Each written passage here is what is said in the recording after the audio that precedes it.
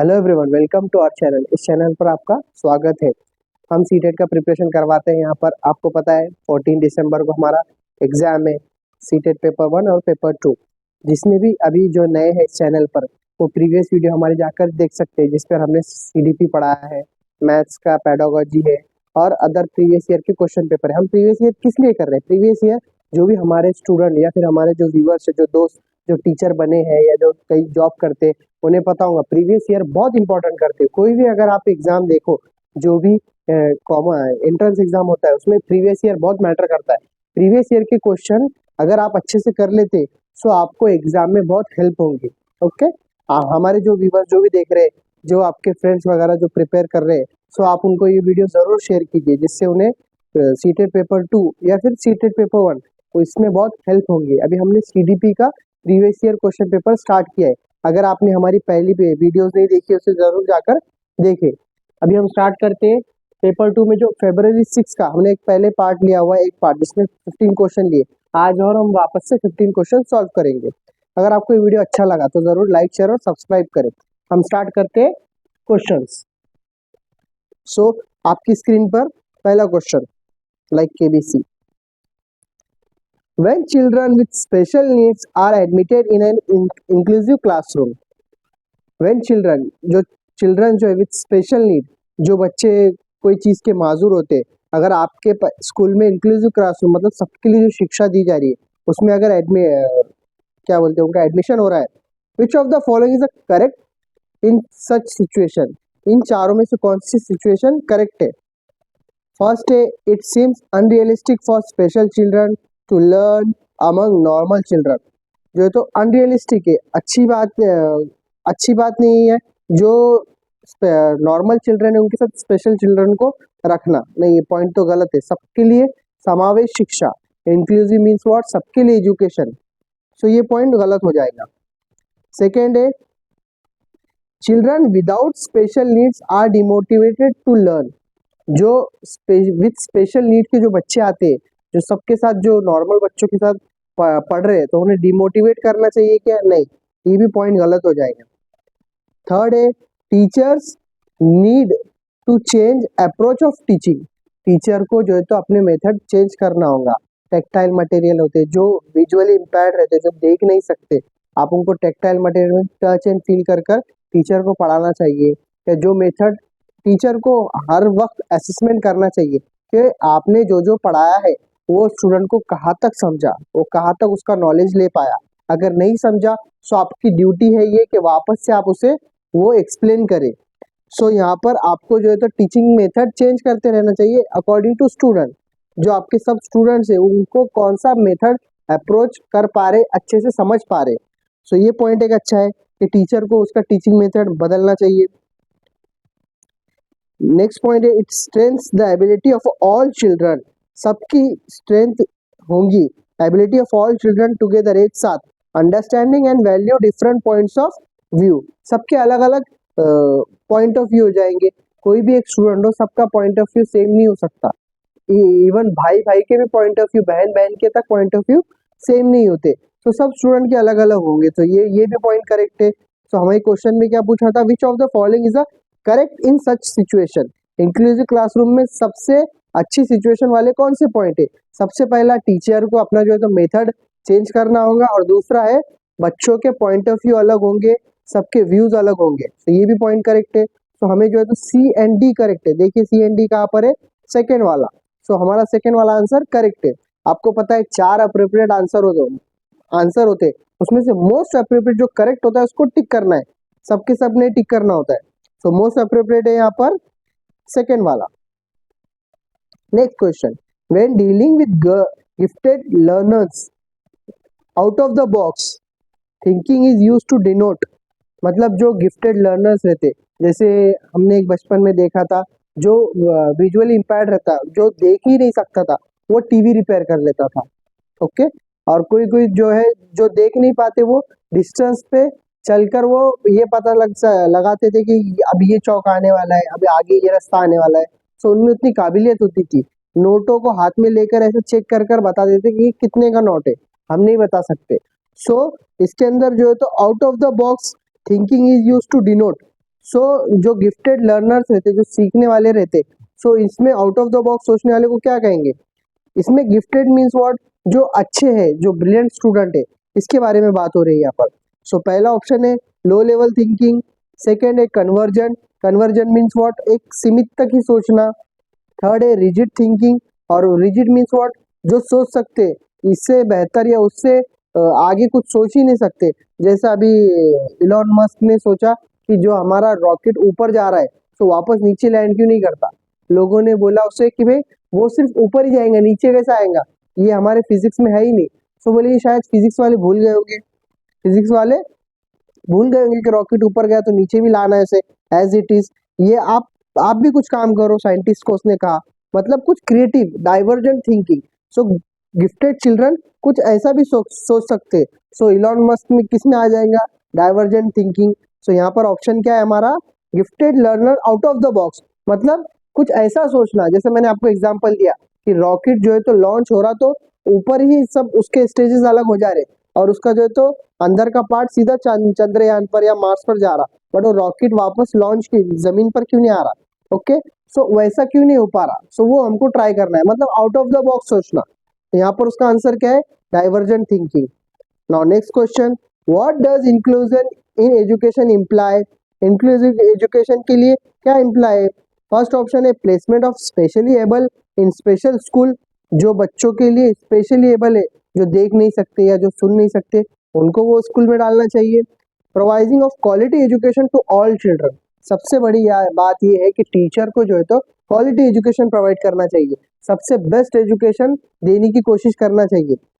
आजकल government school में भी बेस्ट एजुकेशन दिया जा रहा है, पहले ये बहुत चीज़ें कम होती थी, बट आज गवर्नमेंट की फैसिलिटीज की वजह से बेस्ट एजुकेशन देने की पेरेंट्स भी कोशिश कर रहे हैं, स्कूल वाले भी कर रहे हैं। So education to all children, quality education, ये भी करेक्ट है। Placement of gifted children in special school, ये भी सही बात नहीं है, स्पेशल स्कूल में ही डालना उनको, अगर नॉर्मल स्कूल में भी डाले पढ़ने वाले पढ़ सकते हैं। Providing of separate section of for special children is an inclusive setup, उनके लिए अलग से सेटअप लगाना चाहिए, नहीं ये भी बात नहीं सही है। टीचर को जो है तो क्वालिटी एजुकेशन प्रोवाइड करना चाहिए टू ऑल चिल्ड्रन, सेकेंड वाला इज करेक्ट। डिसलेक्सिया, डिसलेक्सिया ये बहुत फेमस बीमारी है, तारे जमीन पर मूवीज देखी होंगी आपने, आमिर खान की, जिसमें एक बच्चा होता है, उसको जो है तो रीडिंग डिसऑर्डर होता है, मतलब नंबर्स अल्फाबेट्स इधर उधर चल जाते, नंबर्स इधर उधर चल जाते। सो उसे किस चीज की बीमारी रहती? हियरिंग की, सुनने की, रीडिंग की, स्पीकिंग बोलने की, स्पीकिंग एंड हियरिंग की। उससे जो है तो dyslexia means what? Reading disorder रहता है। कौन सा डिसऑर्डर रहता है? Dyslexia means what? Reading disorder. So उसका ऑप्शन है सेकेंड वाला। Now next question, which of the following do not characteristics inclusive classroom? सबके लिए शिक्षा, सबके लिए एजुकेशन, इसमें कौन सी कैरेक्टरिस्टिक्स नहीं है शामिल? आपको मोस्ट अप्रोप्रिएट लेना है, तो तीन जो है तो कैरेक्टरिस्टिक्स शामिल होंगी इंक्लूसिव एजुकेशन में, बट एक नहीं होंगी। तो कौन सा ऑप्शन है बताइए? कोऑपरेटिव लर्निंग, ये भी करेक्ट है। Cooperative learning means what? एक दूसरे के कोऑपरेट के साथ पढ़ना। पीयर लर्निंग, दोस्तों के साथ, अपने जो फ्रेंड्स है स्कूल के उनके साथ पढ़ना, ये भी सही है। यूनिवर्सल डिजाइन फॉर लर्निंग, एक तरीके का एजुकेशन है सभी के लिए, जैसे साइकोलॉजिस्ट है हमारे जेन पैजे, वाइगोस्की, कोलबर्ग, इन्होंने जो स्टेजेस बताई है, जो थेरीज बताई है, वो all over the world same है। सिर्फ जो है तो सबके कल्चर के मुताबिक बच्चों का डेवलपमेंट अलग तरीके से होता है, बट सबके लिए सेम है, तो ये भी सही है। रीजनेबल एकोमोडेशन, सबको अपना अपना एकोमोडेट करना चाहिए, जैसा पैजे ने बताया था, ये भी सही है। But standard instruction, standard set कर देना, स्टैंडर्ड इंस्ट्रक्शन देना, ये बात एक हद तक सही नहीं है इंक्लूसिव एजुकेशन के अंदर, सो इंक्लूसिव क्लासरूम में। So option fourth is correct. Now next question, in middle school teacher should, middle school teacher को क्या करना चाहिए? स्कूल के अंदर टीचर को जो है तो हमेशा बच्चे को एक्सप्लोरेशन करना, सामने आकर कहने की, कुछ उसे स्टेज करे, सामने स्टेज पर आकर कुछ, अगर वो कुछ स्टोरी बोलना चाहता है, पोएम कहना चाहता है, तो वो आकर बोलने की उसमें हिम्मत देना चाहिए, टीचर को इस तरह काम करना चाहिए। सो ऑप्शन कौन सा करेक्ट रहेगा? Follow uniform and fixed curriculum, teacher को जो है तो फिक्स जो करिकुलम है, हाँ इतने टॉपिक है, 5 टॉपिक, ये एडिशन, सब्सट्रैक्शन, मल्टीप्लिकेशन, डिवीजन, ये इस तरह रहता है, पढ़कर आ जाओ, आपको एग्जाम में आने वाला है। स्टैंडर्ड करिकुलम, फिक्स करिकुलम, इस तरह होना चाहिए क्या? नो। फॉलो स्टैंडर्डाइज असेसमेंट, जो स्टैंडर्डाइज असेसमेंट दिया हुआ है जो गवर्नमेंट की तरफ से, आपको पूरा फॉलो करना है, बट ये इस तरह होता है, इस तरह पढ़कर आ जाओ। ये फॉलो अप देना है क्या आपको स्टूडेंट को? नहीं। डिस्करेज करना है क्या? डिस्करेज करना है क्या? क्वेश्चनिंग, अगर बच्चा कोई क्वेश्चन कर रहा है, नहीं बैठ जाओ, आपको नहीं आता, हम बाद में करेंगे, नहीं। अगर वो क्वेश्चन, अगर आपका पढ़ाना हुआ, so you have to ask if there any question. अगर आपको कोई क्वेश्चन है तो पूछो, ये नहीं पूछना समझा या नहीं समझा। इफ देयर एनी क्वेश्चन, किसी को कोई क्वेश्चन है, हमने जो एक्सप्लेन किया वो समझा सभी को, all of you got it, नहीं समझा, if there any question you can ask me. So discourage करना क्वेश्चनिंग के लिए, ये भी गलत है। Encourage learning how to learn, encourage करना, एक्सप्लोरेशन का चांस देना, ये सब पॉजिटिव वर्ड है। सो हमारा आंसर क्या है? इनकरेज करना, लर्निंग हाउ टू लर्न, किस तरह पढ़े। So answer is 4 correct. Now principal, next question, principles of socio constructivist theory of learning. Socio constructivist theory ज्यादातर हमारी जो है तो वैगोस्की है। इसके अंदर क्या है? जोर देना, emphasis on memorisation of information. बच्चे को जो है तो जोर देना चाहिए मेमोराइजेशन, रट्टा, जहां पर भी रट्टा का बात आ जाए, मैंने इसके पहले प्रीवियस वीडियो में भी कहा था कि जो है तो बच्चे साइंस हो, एसएसटी हो, जो भी सब्जेक्ट है, 8 to 10 लाइन्स का आंसर है तो रटने लग जाते हैं वो पूरा आंसर, और फिर एग्जाम में जाने फ्रेंड्स को पूछेंगे या फिर पहली क्वेश्चन, पहली लाइन क्या थी, पहली लाइन क्या थी, वहां कंफ्यूज हो जाते।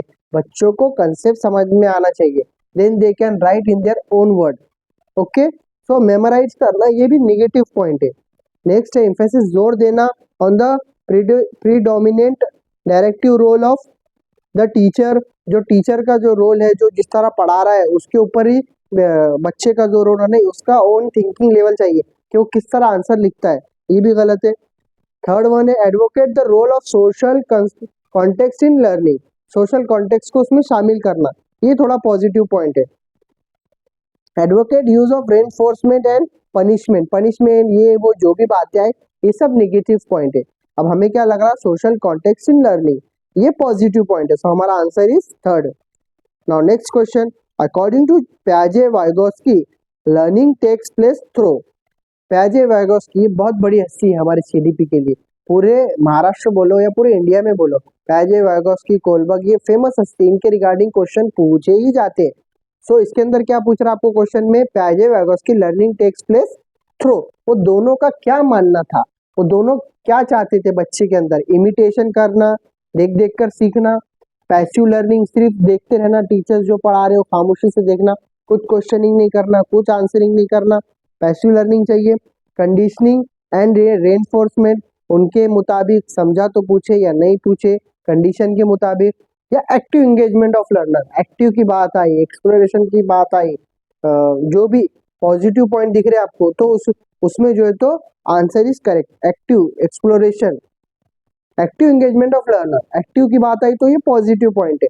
सो एक्टिव चाहते थे, पैजे भी एक्टिव, पैजे का तो कहना ही था कि स्टूडेंट जो है तो एक्टिव कंस्ट्रक्टिविस्ट है, थोड़ा सा जबान tongue of slip of tongue, active engagement of learners. Okay, तो आंसर इज फोर्थ।